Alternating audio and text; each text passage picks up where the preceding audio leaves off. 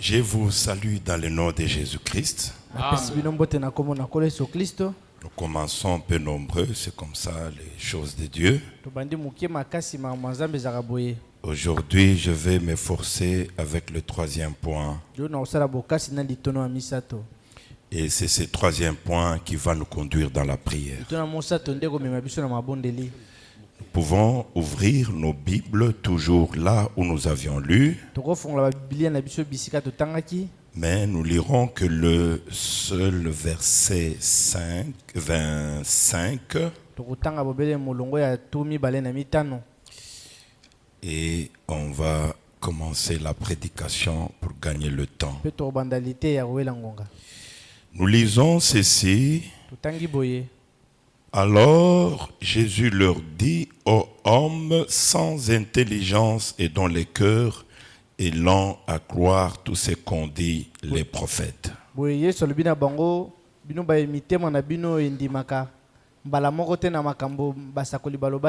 Seigneur, viens-nous en aide.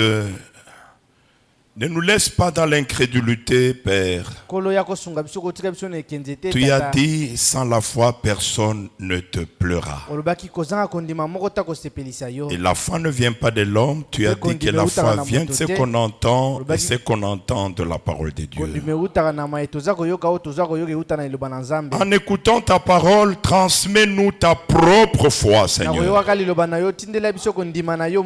Prends la prééminence du début jusqu'à la fin.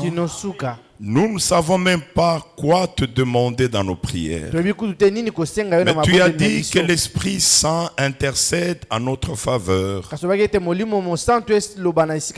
des soupirs inexprimables. Et c'est selon toi que ton Esprit intercède en faveur des élus. Merci Seigneur. Prends ta parole, apporte-la à chaque cœur. Au nom de Jésus-Christ. Amen. Vous pouvez vous asseoir. Hier, nous terminions. Jésus était sorti de Dieu. Et il est retourné à Dieu. Jean chapitre 16 verset 27. Ce qui rentrera chez Dieu ou retournera à Dieu, c'est seulement ce qui est sorti de lui. Nous lisons au chapitre Jean 16 verset 27.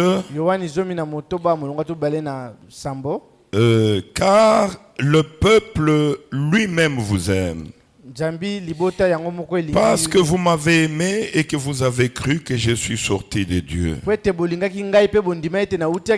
Je suis sorti du Père. Je suis venu dans le monde. Maintenant, je quitte le monde. Je vais au Père. Oui, mes bien-aimés frères, Christ est sorti de Dieu. Il est retourné à Dieu. Et nous, les enfants de Dieu, nous avons été engendrés par la parole de la vérité. À tous ceux qui l'ont reçu, il leur a donné la force de devenir enfants de Dieu.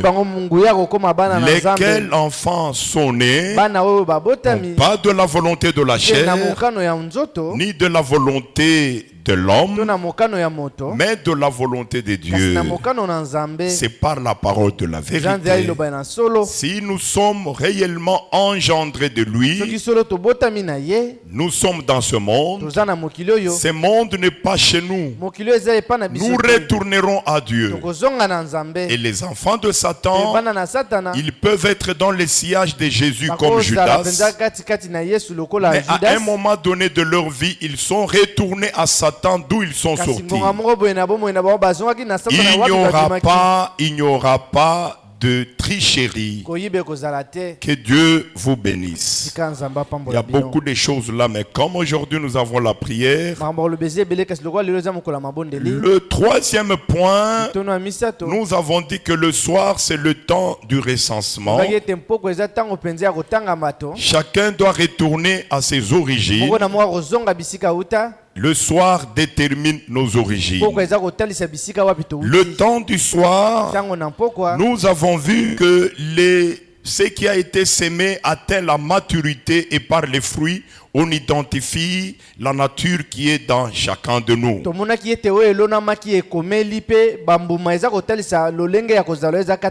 Maintenant, aujourd'hui, le temps du soir, lisons Matthieu chapitre 20. Chapitre 20 au verset 8, écoutez ce qui arrive au temps de la fin et au temps du soir. Verset 8, l'écriture dit: quand le soir fut venu, le maître de la vigne dit à son intendant: appelle les ouvriers et paye-leur le salaire en allant de dernier au premier. C'est au temps du soir que chacun doit avoir sa solde ou sa récompense. Écoutez dans Jean chapitre 12, verset 26, le Seigneur nous parle de comment le suivre et comment le servir. Dans Jean chapitre 12, nous lisons le verset 26. Si quelqu'un me sert, qu'il me suive. Car là où je suis, là où aussi sera mon serviteur. Si quelqu'un me sert, le Père l'honorera. Quand beaucoup de gens veulent les honneurs et la gloire, mais ils ne veulent pas servir Dieu. Ils ne veulent pas suivre Dieu. Dans Matthieu 12 ou 30, il n'y a pas de position intermédiaire. Le Seigneur pouvait dire: c'est lui qui n'est pas avec moi et contre moi. Et c'est lui qui n'est pas avec moi. Et celui qui ne rassemble pas avec moi disperse. Vous voulez être honoré par Dieu, servez-le, parce qu'il y aura un temps où nous serons devant lui. Chacun recevra sa récompense. Vous savez, frère, dans ce monde injuste, les compagnies des injustes, les grandes sociétés, les firmes, chaque mois, ils donnent à leurs employeurs le salaire. Ça, ce sont des compagnies humaines, les sociétés des païens. Ce sont les sociétés des païens. Chaque mois, ils donnent un salaire à leurs employeurs. Oui, mes bien-aimés frères, il y a des avantages liés à leur service. Nous qui étions les enfants des agents de la Gécamine, nous étudions gratuitement. Ce sont les avantages liés au service que nos papas rendaient à la Gécamine. Si votre papa travaillait par exemple à l'RVA, les enfants des agents de RVA, ils pouvaient voyager par avion gratuitement. Que ce soit l'ONATRA, ils voyageaient gratuitement. Ce sont les avantages liés au service qu'ils rendaient. Est-ce que vous êtes là, mes frères et sœurs? C'est dans des sociétés des humains, des hommes pécheurs. Et à la fin, il y avait ce qu'on appelle le quoi il y avait ce qu'on appelle le décompte final. Ça, c'est dans la vie sur cette terre. Ces gens-là, ils payaient. Il y avait des avantages liés à ce service. Et puis, à la fin, ils donnaient le décompte final. Mais quand est-il de Dieu? Le Dieu bon. Et je me pose la question, si réellement vous le servez d'un cœur dévoué. Alléluia. Amen. Parce que là, quand nous allons commencer à prier, vous allez commencer à chercher, Seigneur, donne-moi une parcelle. Donne-moi un bon travail. Donne-moi ceci. Rarement, Seigneur, remplis-moi du Saint-Esprit. Rêvez-moi ton armure. Donne-moi ta vision et ta compréhension. Seigneur, ne me laisse pas être emporté par ce siècle mauvais. Mais beaucoup de nos prières sont focalisées sur le matériel. Maintenant, je vous dis, frère, si vous lisez dans Job 41, verset 2, le Seigneur dit: à qui suis-je le débiteur? Parce que vous voulez avoir une récompense. Est-ce que vous avez travaillé pour Dieu? Le Seigneur dit: de qui suis-je le débiteur? S'il est là, je le payerai. Tout sur la terre m'appartient. Est-ce que l'église est là? Tout sur la terre appartient à Dieu. Le PDG des PDG, c'est notre Dieu. Le président des présidents, c'est notre Dieu. Le gouverneur des gouverneurs, c'est notre Dieu. Mes frères, la Bible dit: quand il ouvre, personne ne peut fermer. Quand il donne la paix, personne ne peut troubler. Est-ce que réellement vous le servez? C'est ça la question ce soir. Vers le soir, le maître du champ appelle son intendant. Il lui donne, il lui intime des ordres. Appelle les ouvriers. Paye-les leur salaire. Maintenant, quand toi, tu comparaîtras devant lui, tu vas t'attendre à quelle sorte de salaire? Qu'est-ce que tu fais pour Dieu? Maintenant, qu'est-ce que tu fais pour Dieu? Pour attendre de lui la récompense.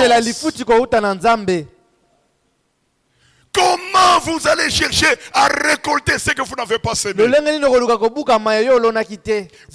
Vous semez l'amour. Vous récoltez l'amour. Alléluia. C'est à quoi vous vous attendez à récolter. C'est ce que vous avez semé.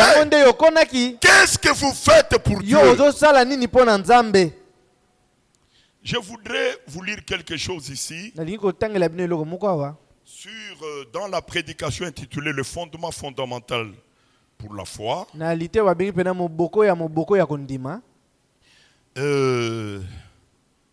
C'est très important.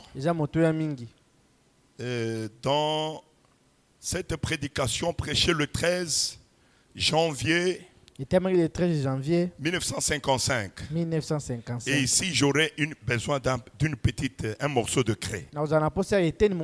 Écoutez, au paragraphe 9. L'homme a été créé un Dieu secondaire sur la terre. Tu es un petit Dieu. Tu as été créé à l'image de Dieu. Écoutez, lui, il lui a été donné le pouvoir de contrôler tout. Est-ce que vous comprenez? Et c'était Adam. Il avait été donné à Adam tous ses grands pouvoirs.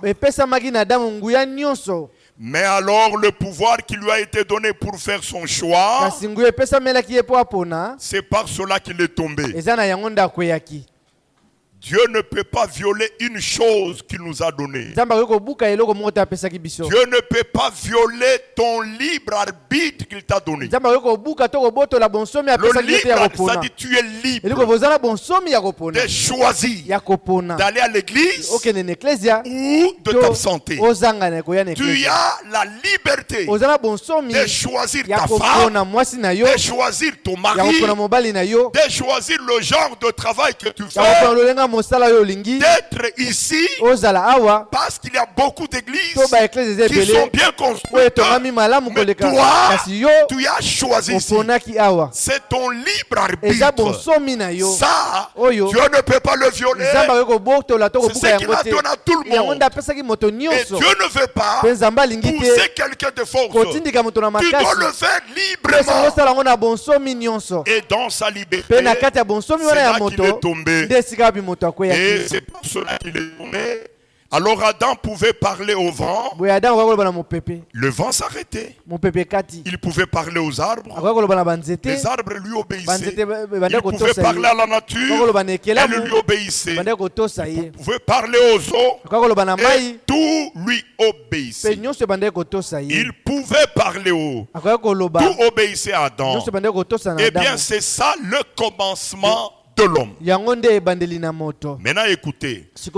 Et c'est ce que Dieu lui avait donné comme pouvoir sur toutes choses sur la terre. Et bien au travers de la chute, il a perdu ce pouvoir. Alors il est devenu inconscient de cette réalité. Il ne se reconnaît plus que tout lui obéissait. Il est inconscient. J'ai toujours dit à mes frères, il y a une soeur là-bas qui m'a appelé à Banzango. Elle est en train de souffrir au travail. Je lui ai dit, jusqu'à quand tu vas pleurer? Tu as un Dieu vivant. Parle-lui. Le Seigneur a dit, il ne permettra pas que son enfant soit opprimé par un méchant. C'est quelque part dans Psaume 89. Mais tu as ça. Prends, ce sont tes droits. Réclame-les. C'est que tu diras sur ton chef là.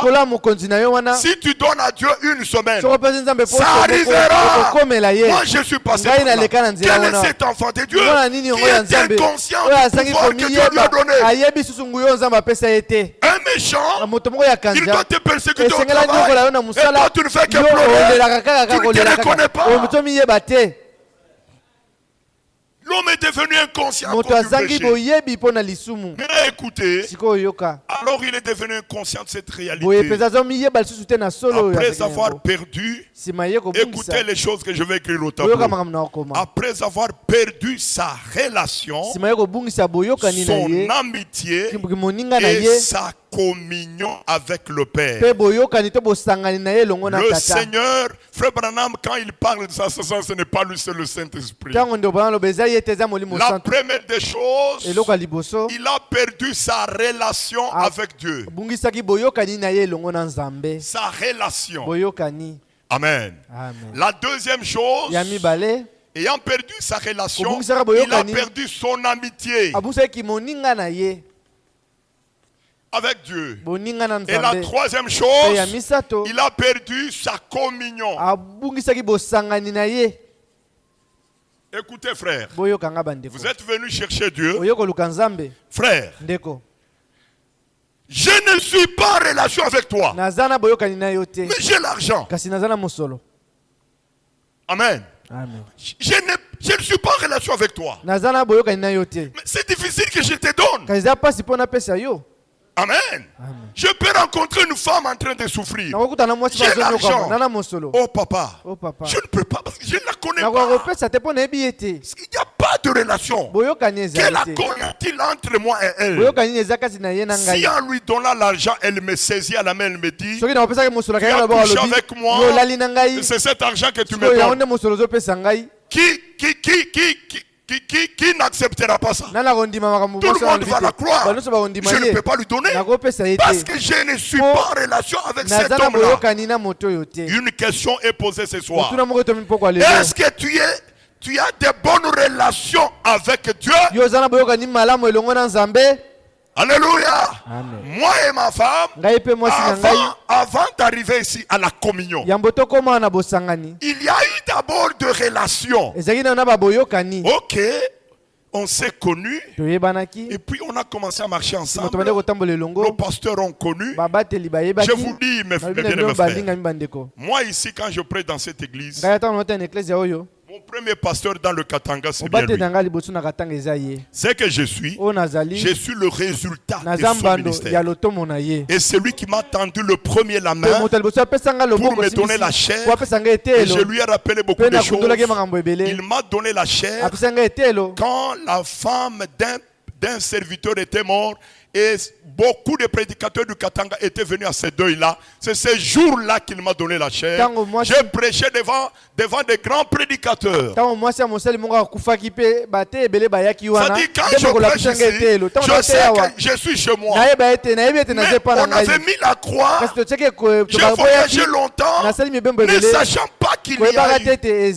Et maintenant que j'ai découvert, mais je suis dans la joie. Est-ce que l'église est là?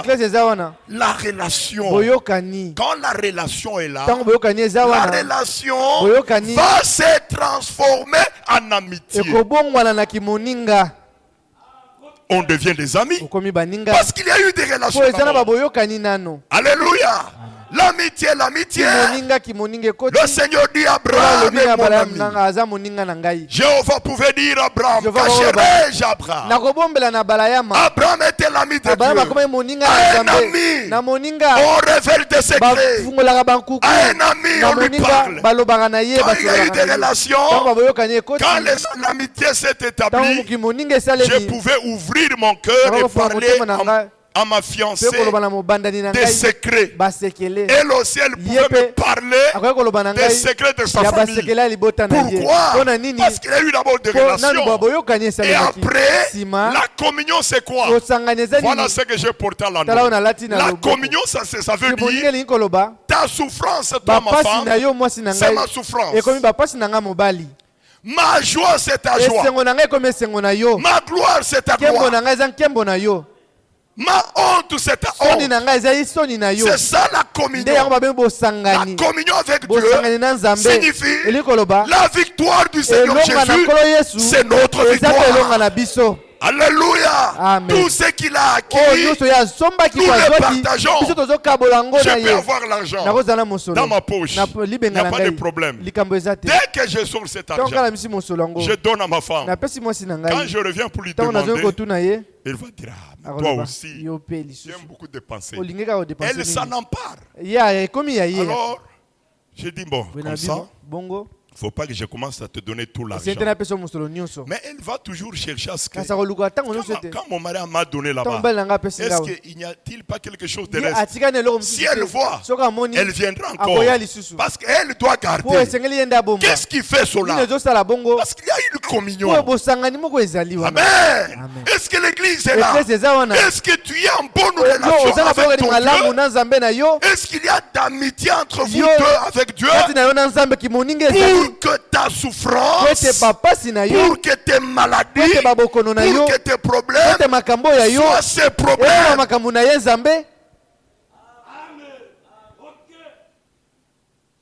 C'est très compliqué. Et je vous dis, ici à la communion, on mange à deux. Je mange avec ma femme.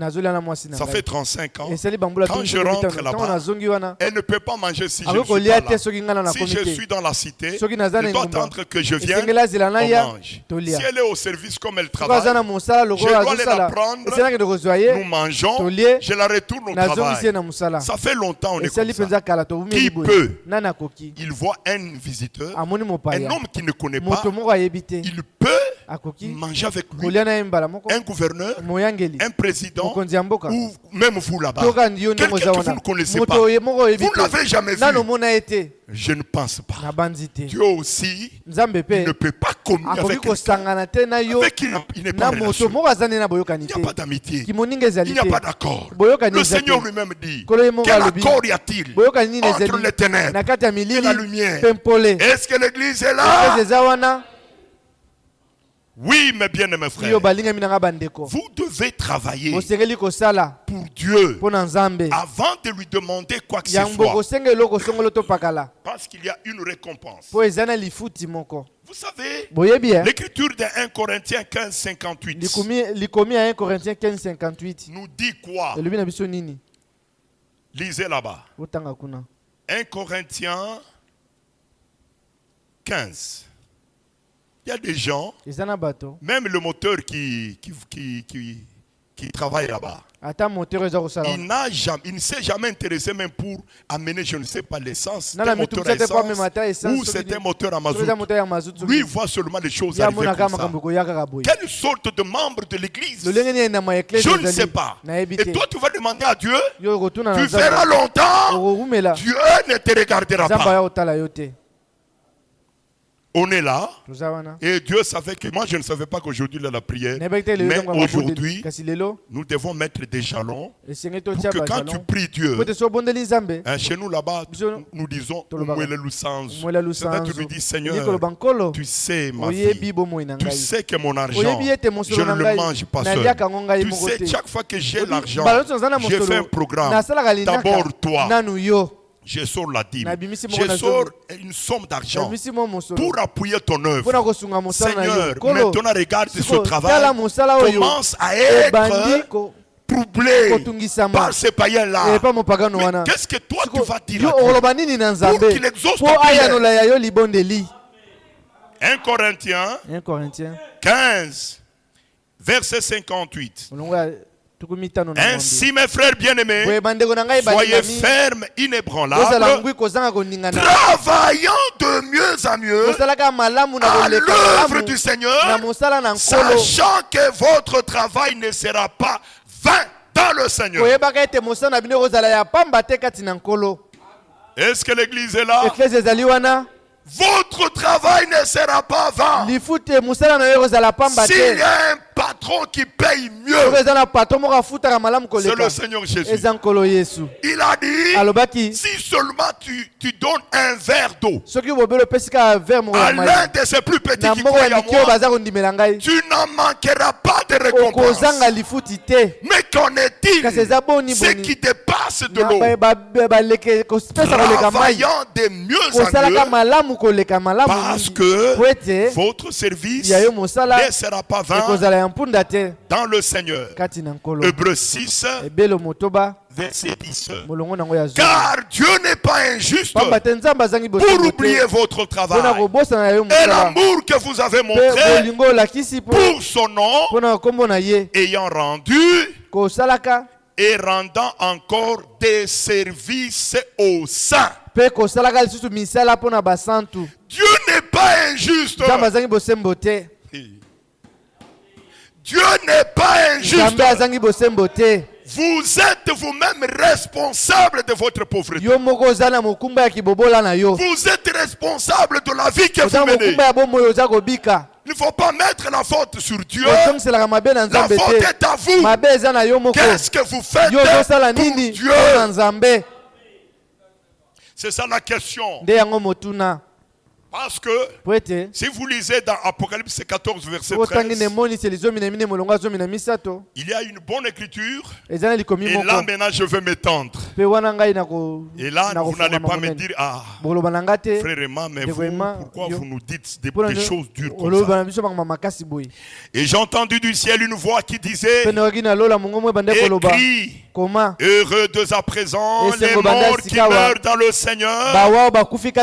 Oui, dit l'Esprit, afin qu'ils se reposent de leurs travaux, car leurs œuvres le suivent. Comment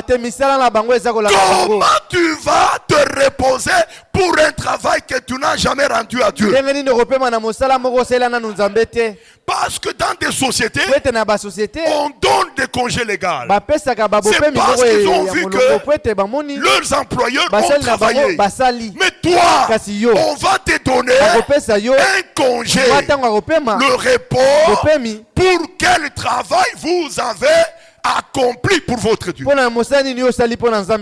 Parlons-nous clairement. Quand tu travail là-bas, le travail que tu fais là-bas, c'est le ventre, c'est ton ventre qui te pousse à faire ça. Il ne faut pas confondre, comme là-bas chez nous dans le Kassai, quelqu'un qui a 12 enfants, il dit, j'ai beaucoup travaillé pour Dieu. Ce sont tes enfants, toi, ou bien tu les as engendrés pour Dieu. Ça, ce sont tes enfants.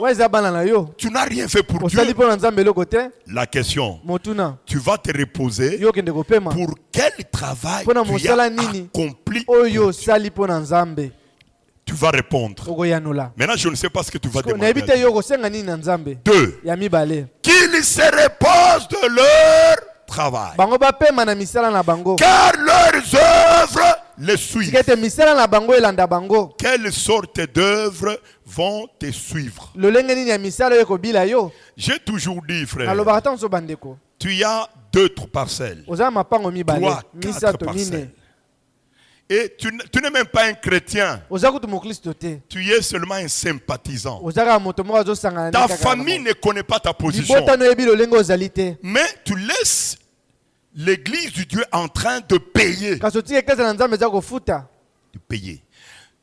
Tu ne donnes même pas l'argent pour payer. Mais tu as 2, 3, 4 parcelles.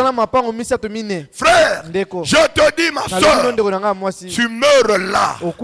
Ta propre famille, comme tu n'avais pas de position, on cherche ta femme, on cherche tes enfants, toutes tes parcelles là, c'est ta famille qui va les prendre.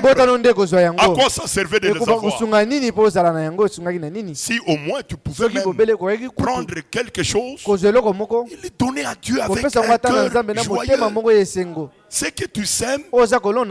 J'ai sémé une moitié de la parcelle. Dieu m'a donné 3 parcelles directement. Tu sèmes, tu récoltes. Dieu n'a jamais changé. J'ai gardé l'argent. J'étais dans la location. Alors, c'est un pasteur pentecôtiste qui priait avec Bunjouale ici là-bas chez nous. C'est lui qui gardait mon argent. Maintenant, on construisait. On est arrivé à un niveau. On demande les enfants de Dieu l'argent. Ils sont fatigués. Laissez-moi vous dire ça. Parce que vous n'avez même pas ce que vous allez demander à Dieu. Oui, nous allons prier. Alors, quand j'ai vu qu'ils se sont fatigués, j'ai appelé l'administrateur. J'ai dit, je lui ai fait note. Va chez tel pasteur, qu'il te donne tout mon argent, c'est ton défi. Prends cet argent, va monnaie tout, va acheter les planches pour l'église. Ça me fait honte de crier derrière l'argent. Alors, j'informe ma femme. Je ne lui ai pas demandé la permission. Je suis chef de ma femme. Je lui ai seulement tenu informé. Chérie, cet argent-là que l'autre pasteur gardait, j'ai ordonné aux administrateurs de prendre et d'aller acheter le bois. C'est comme ça. Là, on ne demande pas. Je connais celui que je sais. Est-ce que toi, tu ne connais pas celui que tu sais? C'est le Dieu. Tout sur la terre lui appartient. Vous devez avoir la foi. Et j'ai pris cet argent. Je suis resté dans la location. Mais Dieu m'a donné 3 parcelles.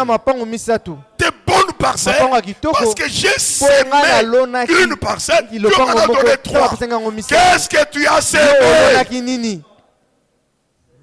Est-ce que l'église est là? Est-ce que vous aimez Dieu? Il ne faut pas l'aimer seulement par la bouche.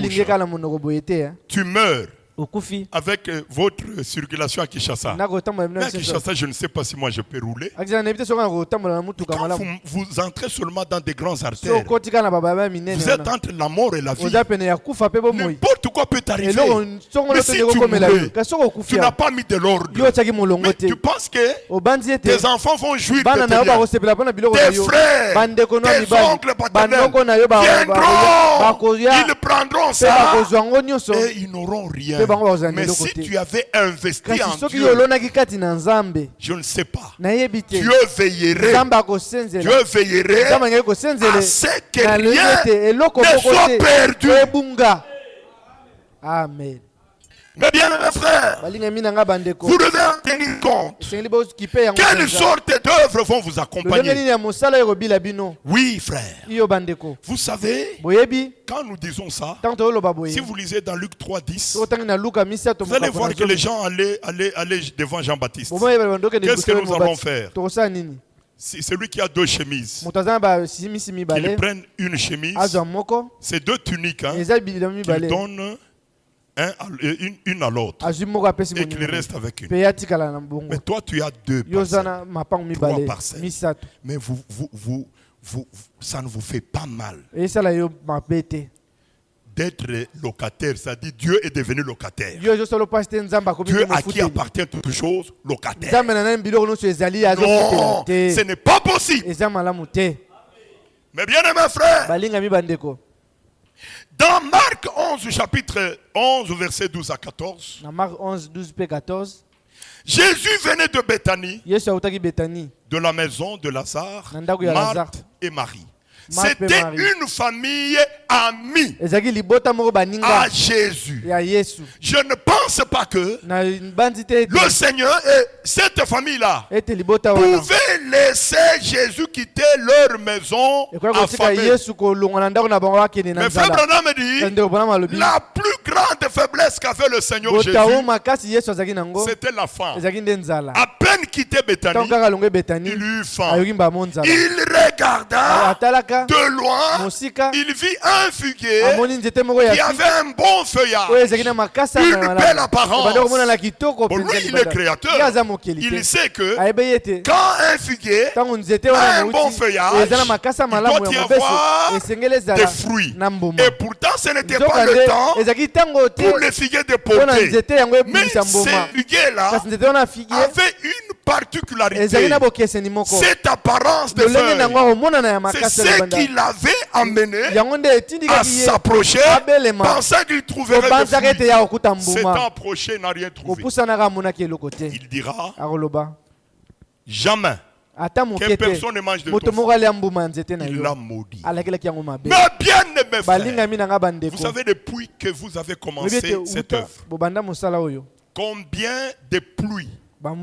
Parce que quand je parle du figuier, parce que Dieu, il lui donne la pluie, il lui donne le soleil, il lui donne le vent, il lui donne des conditions, de bonnes conditions atmosphériques pour que cet arbre puisse porter du fruit. Alléluia. Amen. Quantité de pluie de prédication à la chair. Quantité de pluie d'exhortation. Et votre pasteur, c'est un enseignant. Il vous donne des bons enseignements. Mais où sont les fruits?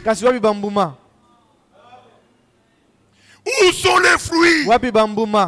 Quelque part, Paul dit, je crois que ça doit être dans Hébreux chapitre 6, au verset 7. Si une terre est abreuvée souvent par la pluie qui tombe sur elle, produit une herbe utile pour ceux pour qui elle est cultivée, c'est le pain de terre participe à la bénédiction. Mais si elle produit des ronces, des épis, des chardons, elle est réprouvée, prête à être maudite, et on finit par y jeter le feu. Est-ce que l'église est là? Combien vous avez reçu cette pluie de bénédiction, cette pluie de prédication, tout ce que Dieu envoie, il crée une bonne atmosphère où vous priez, vous sentez que le ciel est à ta portée. Dieu réunit toutes ces conditions spirituelles au-dessus de cette chair. Mais quelle sorte de fruit vous portez? Quelle sorte de pluie et de fruits? Et en quoi vous êtes utile? Parce que vous consommez la pluie, la chaleur du soleil pour rien. C'est ce qu'il dit encore. Dans Luc 16, Luc 13, je crois que ça doit être dans Luc 13, verset 6 à 9, un homme avait un figuier dans sa vigne. Ça faisait 3 ans qu'il allait chercher du fruit à ce figuier-là. Il n'en trouva point. Il dit à celui qui travaillait dans sa vigne, il lui dit, voici, ça fait 3 fois que je viens chercher du fruit à ce figuier, je n'en trouve pas. Pourquoi il occupe cette place inutilement? Alléluia! Laisse-moi le couper. Dieu va te couper. Tu occupes cette place inutilement. Alors celui qui s'occupe du champ, non Seigneur, ça c'est l'image du Saint-Esprit. Laisse-moi creuser tout autour. J'y mettrai du fumier, j'y mettrai de l'engrais, espérant qu'il produirait. S'il ne produit pas, là tu le couperas. Quelle sera ta prière ce soir? Qu'est-ce que tu fais pour Dieu? Parce que celui qui est fidèle dans de moindres choses, il le sera dans de grandes. Le peu que Dieu te donne, je ne sais pas. Les ampoules ici, je ne sais pas. Le carburant qu'on utilise, je ne sais pas. Ou bien c'est les 100 et les 1000 francs et les 500 que vous mettez là-bas. Combien les hommes de Dieu souffrent, ils ne dorment pas pendant que vous vous dormez pour rendre cette place viable, pour que quand le courant s'en va, nous puissions démarrer le groupe. Quel est votre rapport à cette œuvre? Qu'est-ce que vous faites pour Dieu? Vous vous attendrez à quelle sorte de récompense? Est-ce que l'église est là? Philippe, il y a quelque chose encore avant que nous puissions descendre un peu. Regardez dans Philémon, verset 10 à 15. Philémon, vous connaissez, c'est entre Hébreu et Tite et Timothée, je crois. Hébreu. Et écoutez, vous êtes fâché contre moi.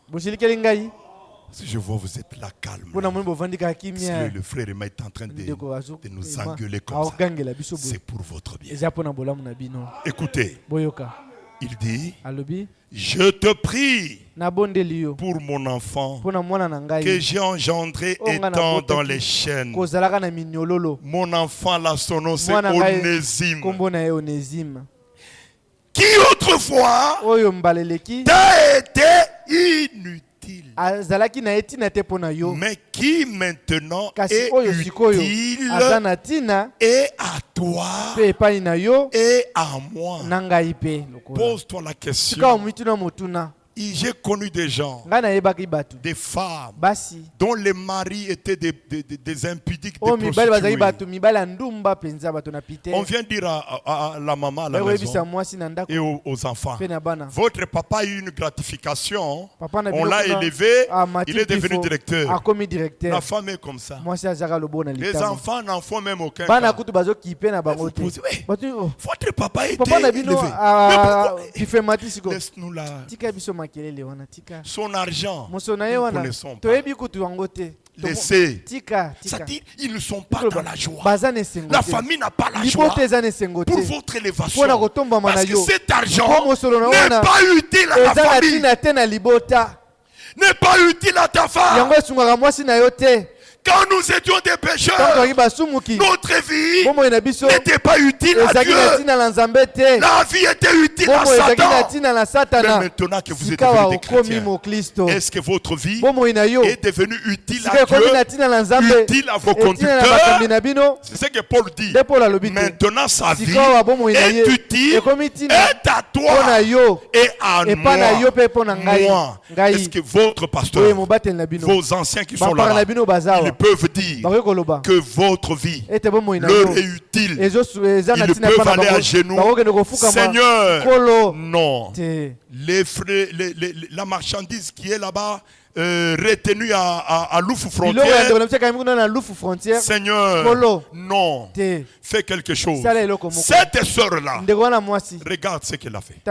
Si Dieu n'exauce pas, alors il serait Dieu injuste. Parce que Tabitha, on est venu avec des coutumes. Il y a des sœurs. Elles ont donné un mois à Dieu pendant toute l'année. La période de la rentrée scolaire, quand un enfant de Dieu vient, une fille de Dieu vient pour chercher l'uniforme, elle court gratuitement. Elle dit que ce mois ici, je l'ai donné à Dieu. Elle fait cela. Vous lui donnez l'argent, elle refuse. Non, non, ça c'est le mois que je l'ai consacré à Dieu. Est-ce que c'est comme ça que vous vivez? Après ce mois-là, maintenant le jour où tu auras des problèmes, chaque soeur, chaque frère qui a bénéficié du don qui est en toi, même si on n'a pas demandé de prier pour toi, cet enfant de Dieu générera. Seigneur, pas cette sœur-là. Nous avons besoin de terre. J'ai prêché là-bas à Luena, chez Banza. Alors, sa femme lui me dit, frère Emma, tu vois une sœur là-bas qui n'a pas une bonne santé. Souvent elle vient ici, elle t'apporte de l'eau, elle vient travailler tes habits. L'unique sœur que nous avons, elle a une très mauvaise santé. Un jour, elle mourra. Elle le fait pour tous les hommes de Dieu. Alors elle m'aide, même si je ne suis pas là. Je sais que même si un visiteur venait de l'église, cette sœur-là va s'occuper de ce visiteur-là. Alors, elle me dit que mais un jour, elle a fleuré la mort. J'ai dit à Dieu, Seigneur, pourquoi tu ne m'aimes pas? Pourquoi je ne t'aime pas? Oui, tu ne m'aimes pas. Tu veux prendre la vie de cette sœur. Tu connais ce qu'elle représente dans l'église. Tu connais combien elle m'aime, même si je ne suis pas là. Elle s'occupe de tes serviteurs. Maintenant, si tu veux la prendre, cherche d'abord une autre qui sera comme elle. Alors, tu la prendras. Dieu la guérit. Amen. Mais qu'est-ce que tu fais pour Dieu? Est-ce qu'on peut te désirer? Est-ce qu'on peut te désirer?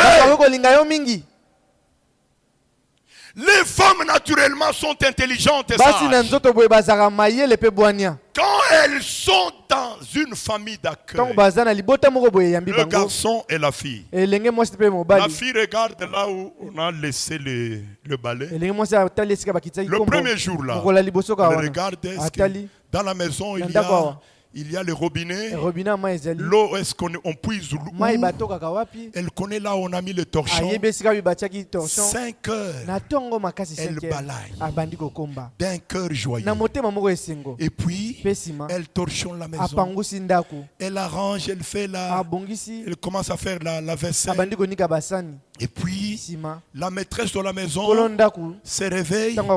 Dit Karine, tu es une bonne fille. Hein? Voyez, la maison en train de faire comme ça. À cause de la présence de cette fille. Je parle de la récompense. La maman de la maison dont on disait c'est une méchante maman. Elle appelle Karine. Tu es une bonne fille. Hein? Elle appelle un de ses enfants. Sors $20. Vous allez au marché, hein? Tu l'accompagnes. Karine, tu achètes ça, tu achètes ça. Ils vont marcher, on achète. Karine vient avec le reste. Elle met le reste dans les mains de la maman. Elle est là-bas avec le pondou, avec les je ne sais quoi. Elle complique les choses très bien. Tout le monde mange à temps. La maman regarde et puis elle ne se repose pas. Maman, je voudrais prendre les habits là-bas pour faire la vaisselle, la lessive. Elle est en train de faire cela. Elle est toujours occupée. Le jour où elle voudra partir. La maman de la maison va pleurer. Parce que je presse les choses que moi j'ai vécues. Ah, Karine. Si les petites sœurs au mari, il dit, attends, comme je travaille, que qu'on me paye. Cet enfant m'a beaucoup marqué. Pourquoi sa présence est utile aux gens de la maison. Elle fait la joie à tout le monde.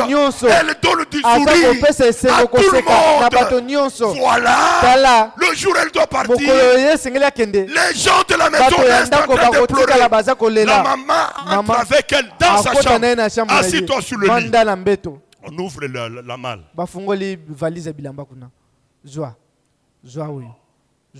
Teste ça. Tu es une bonne fille. Si tu dans des grandes vacances, tu reviendras encore. $300 par. Quand on lui donne cet argent, est-ce qu'elle a demandé? Quand on lui donne tous ces habits-là, elle a demandé.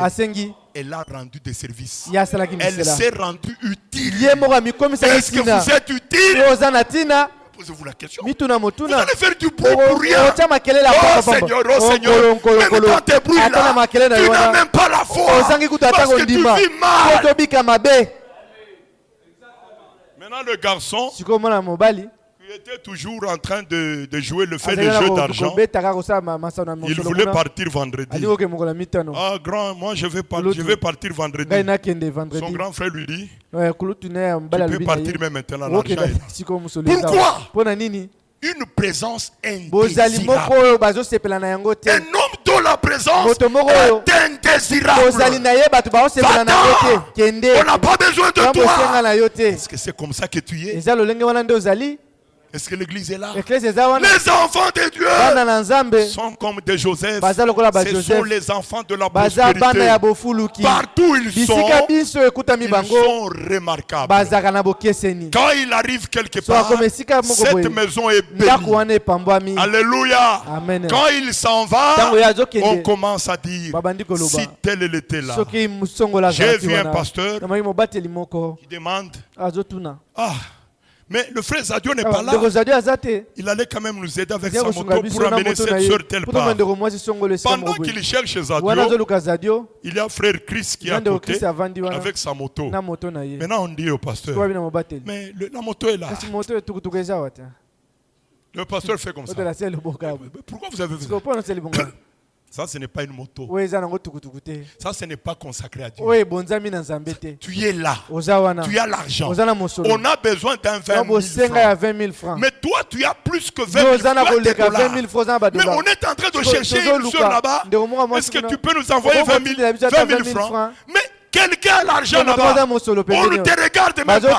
Cet argent ici n'est pas consacré à Dieu.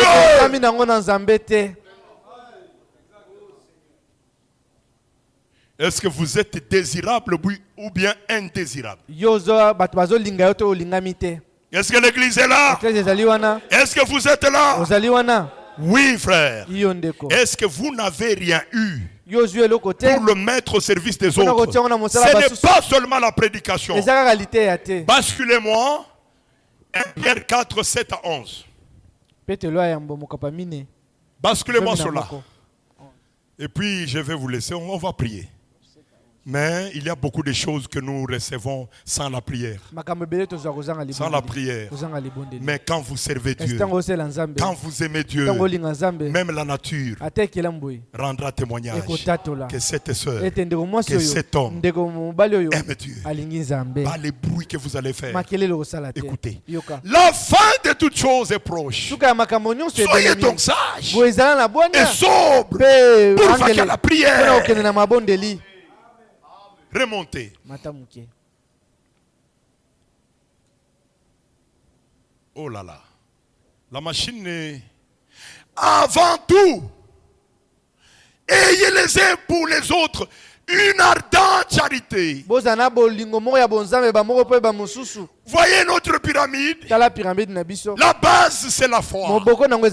Après la foi, la vertu. Après la vertu, la connaissance, la tempérance, s'en allant en s'amenuisant. Après la tempérance, la piété, la patience, la piété, l'amour fraternel. Et le Saint-Esprit, sa base s'accorde sur l'amour fraternel. Tu as l'amour fraternel. Car la charité couvre une multitude de péchés. Ta femme là, quand tu commences à voir les mauvaises choses, les fautes, cela signifie que l'amour s'est déjà envolé. Parce que c'est toujours la même femme là que tu avais dans les 2-3 premières semaines. Tu ne voyais pas le mal. Tellement que tu l'aimais, tu ne voyais pas le mal. Mais plus tard, tu commences à voir le mal. Ce n'est pas qu'elle a changé, c'est toi qui as changé. Tu la voyais avec les yeux d'amour, tu ne voyais pas les fautes. Maintenant, comme elle a traîné, tu commences à voir ses défauts. Mais quand l'amour est là, il couvre une multitude de péchés. Exercez l'hospitalité les uns avec les autres, sans murmure. Bientôt là, les portes des visiteurs prédicateurs seront là, dans votre église. Je vous préviens. Mais même votre eau seulement, un sachet d'eau. Frère Clément, prenez un peu ça pour les visiteurs.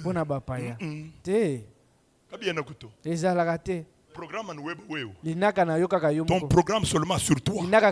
Mais les visiteurs. Exercez l'hospitalité. Ok. Comme des bons dispensateurs de diverses grâces de Dieu, que chacun de vous, en commençant par la première qui pouvait être ici, chacun de vous, on n'a pas dit au prédicateur, chacun de vous met au service des autres le don qu'il a reçu. Toi, tu n'as pas reçu le don jusqu'à. Qu'est-ce que tu vas mettre au service de Dieu? Même balayer. Il n'y a que telle et telle sœur qui balaye. Toi, tu ne peux pas balayer. Maintenant, qu'est-ce que tu fais? Dans la maison de Dieu, il n'y a pas de chômeurs. Mais tu vas t'attendre à quelle sorte de récompense? Appelez les ouvriers, payez-les leur salaire. Maintenant, vous, on va vous payer pour quel travail vous avez fait. Depuis longtemps, tu n'as rien eu de la part de Dieu. Est-ce que l'église est là pour arrêter un peu parce que les choses sont là? Vous savez, il y a une femme dans le livre de vie de l'agneau, prêché les 3 juin 56 et paragraphe 16-17. Il dit qu'il y avait une femme qui était veuve. Elle marchait avec une caisse. Paul dit: est-ce que vous avez des habits sales? Vous pouvez me les donner, je vais nettoyer. C'était ça son travail. Vous lui donnez des habits sales. Elle nettoie en train de les étaler au soleil. Et puis les habits qui sèchent, elle commence à repasser vers le soir. Si vous pouvez lui donner à manger, c'est vous. Vous lui donnez son salaire. C'est son salaire. C'était une vieille veuve. Maintenant, qu'est-ce qui est arrivé? Elle a regardé que dans son village où elle vivait, les enfants étaient des voyous. Alors elle a voulu appeler un prédicateur. Elle a organisé une campagne. Alors elle est allée chercher une écurie, une salle de chevaux. Elle l'a assaini, elle a travaillé, elle a vraiment assaini avec la chaux. Et puis elle a loué avec son argent des veuves. Elle a loué les chaises. Elle est allée voir ceux qui manipulent, je ne sais pas. Elle a fait faire les invitations. Elle a cherché une petite enveloppe pour le prédicateur qui allait prêcher. Et puis, elle-même, elle s'est mise dans des carrefours, elle commence à donner des invitations. Et tout le monde qui recevait l'invitation, quand il reçoit l'invitation, il lit, il dit, c'est quoi? Espèce de femme exaltée. C'est qu'on déchirait là, c'était son argent, c'était sa sueur. Et on lui jetait en plein visage. Et on le faisait. C'est depuis le matin jusqu'au soir. Ses lèvres sont devenues sèches. Cette femme-là, elle a tellement travaillé. Vers le soir, elle a reçu un garçon. Le garçon s'est approché. Maman, c'est quoi? Et elle s'est précipitée pour lui tendre l'invitation. Le garçon dit, je ne sais même pas lire. C'était le petit Moody Dwight, le grand évangéliste. Aux États-Unis, il y a l'université Dwight Moody. C'est ce garçon-là. Mais comment il est parvenu à croire? Parce qu'une femme a organisé une campagne. Est-ce que vous n'avez pas organisé de telles choses? L'argent seulement pour... vous ne faites que porter. Vous avez des mal et des mal d'habits. Mais c'est une vanité. Faites quelque chose pour Dieu. Est-ce que l'église est là? Et regardez. Le jour de la prédication, le diable connaît comment décourager les gens. Du côté des hommes, le seul garçon. Du côté des sœurs, la seule sœur, la vieille femme là-bas. Et le prédicateur, c'était un auditoire de 3 personnes. Le prédicateur a prêché. Il a prêché sous l'onction. Et les chaises étaient vides. Cette femme avait payé son argent. Mais qu'est-ce que toi tu fais pour Dieu? C'est ça le problème de la question. Tu vas t'attendre à voir quelle sorte de récompense. À la fin, qui croit? Le jeune garçon a cru. Frère Branham a dit, c'est là que le frère Branham pose la question. Qui vaut la valeur d'une âme? L'âme de l'homme vaut plus de 10 000 mondes. Si tu amènes quelqu'un à croire et à se convertir, tu es béni. Alléluia. Amen. Invitez les gens. Ils viennent recevoir le salut gratuitement. Et frère Branham dit, ce garçon-là est devenu un grand serviteur de Dieu. Et il a mené des milliers dans le royaume. Et tous ces milliers-là, la couronne revient à cette femme-là. Alléluia. Pendant que je m'arrête, je vais encore parler de quelque chose. J'ai déjà terminé. On va prier. Nous devons nous dire des vérités en face. Un jour, c'est dans Luc chapitre 7. Luc 7 verset 1. Et jusque même à 9-10. Il y avait un centenier romain qui avait un serviteur dont il était attaché. Ce n'est pas que le serviteur était attaché au maître, mais c'est lui, le centenier romain, qui était attaché à son serviteur. Il en avait 100. Un centenier, il a 100 soldats sous son commandement. Sous son commandement, 100 soldats. Mais parmi les 100, le 99 là ne lui disait rien. Pourquoi? Vous savez, moi j'ai déjà fait la sécurité. Dans la sécurité, même si on vous donne un mauvais commandement, vous faites seulement comme ça. Boyez. Boyez. Que ça soit comme ça. Quand vous voulez prendre la chose, quelque chose, c'est avec la main gauche, parce que la main droite est réservée aux salutations. Même si on vous blâme, on vous blâme. Voilà. C'est un service commandé. Ces gens-là qui se subordonnent comme ça, ce n'est pas qu'ils vous craignent. Quand ils vous tournent le dos, ils vous injurient. savez? Parce que c'est un service commandé. Mais il n'en était pas ainsi avec le petit soldat à laquelle l'homme était attaché. Lui, quand il obéissait avec cœur, avec crainte. Quand vous vous soumettez à votre mari, avec crainte et reconnaissance, vous dégagez des vertus. Et ces vertus-là vont toucher le cœur de celui qui est au-dessus de vous. Il sera reconnaissant que cet homme, ma femme ici, m'obéit, pas par service commandé, mais elle le fait avec humilité. Moi j'ai toujours tourmenté ma femme, tellement que je prends du café chaque fois, arrange-moi ça chérie. Pendant qu'elle arrange, laisse un peu, fais-moi du café. Pendant qu'elle fait du café, j'ai oublié, va telle part, sors-moi cet argent. Et je peux lui envoyer dans quelques minutes 3-4 tâches. Je l'observe.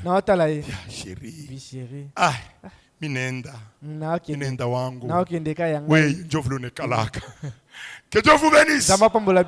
Maintenant, quand elle obéit avec reconnaissance, elle dégage des vertus qui convainquent le cœur. C'est ce qui fait que son chef s'est attaché à lui.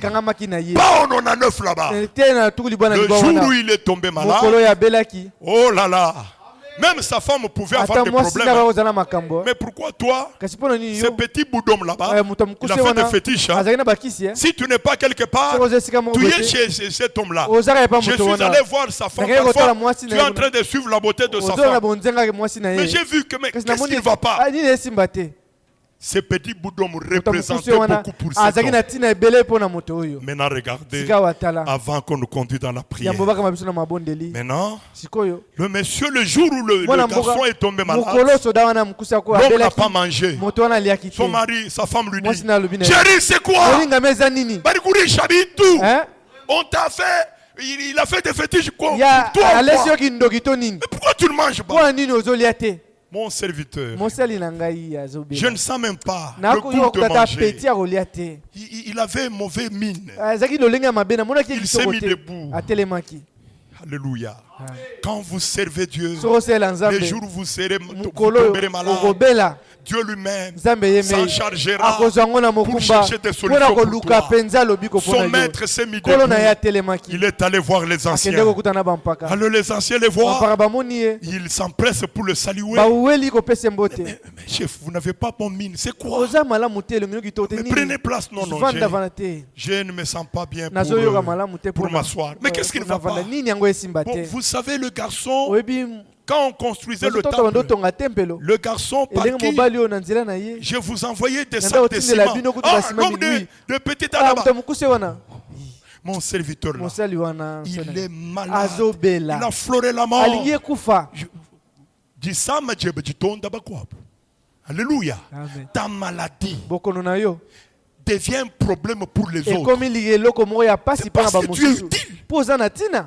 C'est parce que on t'aime. Mais toi tu souffres, tu es malade. Personne ne sache que la conversion n'est pas totale. Maintenant, mais qu'est-ce que vous voulez? Non, je suis venu vous voir. Je ne peux pas aller voir le Seigneur. Mais vous pouvez aller intercéder pour moi en faveur de mon serviteur. Alléluia. Oh, ils sont allés parce que le Seigneur le connaissait. Mais si je prends des gens sur mon champ pour qu'ils travaillent, je dois les connaître. Vous savez que le Seigneur a de bonnes relations avec ces gens ici. C'est lui qui les a mis au travail. S'il ne les exauce pas, mais pourquoi il les a placés? Ils sont allés le voir. Seigneur, en tout cas, il mérite que tu lui fasses ce dont il a besoin. Mais pourquoi vous insistez? Vous insistez pourquoi? Vous savez, hier, une femme syrophénicienne, je l'ai traité d'un chien. Je ne suis pas encore bon. Cet homme-là, c'est un Romain. Ça, c'est pour les brebis perdues dans la maison d'Israël. Mon Seigneur, il aime notre peuple. Directement, cela a touché le cœur de Dieu. L'amour, il aime notre peuple. Comment? Parce que l'amour se laisse voir dans les actes. Comment vous dites qu'il aime notre peuple? Voyez notre temple là. C'est lui qui nous l'a construit. Ah, le Seigneur dit, oh là là. C'est lui qui a construit. Même si je ne suis pas encore mort, même si ce n'est pas le temps pour les nations, le Seigneur s'est mis debout. Alléluia. Amen. Avec quoi? Qu'est-ce que nous allons dire à Dieu? Qu'est-ce que ces hommes diront à Dieu à ton sujet? Seigneur, cette sœur-là, ce frère-là, il nous est utile. Vont-ils mentir ou ils vont donner un véritable témoignage de ce que vous constituez et que vous représentez pour cette œuvre-ci? Devons-nous mentir à Dieu quand nous allons arriver à toi? Nous allons dire, Seigneur, regarde ta fille. Quel souvenir? Qu'est-ce qui est écrit dans le livre des souvenirs avec lequel nous puissions fléchir le cœur de Dieu? Même la prière, ce n'est pas pour rien, frère. Est-ce que vous êtes là? La Sunamite n'avait pas d'enfant. Mais elle a eu l'enfant en recevant avec empressement. Maintenant, c'est l'homme qui a été reçu qui s'est mis dans l'empressement. Qu'est-ce que nous devons faire pour cette femme? Qu'est-ce que nous devons faire? Frère, écoutez ce que je vous dis. Au nom du Seigneur, si vous êtes en ça, Dieu vous bénira. Dieu exaucera vos prières. Oui, mon bien-aimé frère, passez pour conduire le peuple. Je ne pouvais que dire ça. Nous devons chercher à être utiles à Dieu. Est-ce que vous êtes utile à Dieu?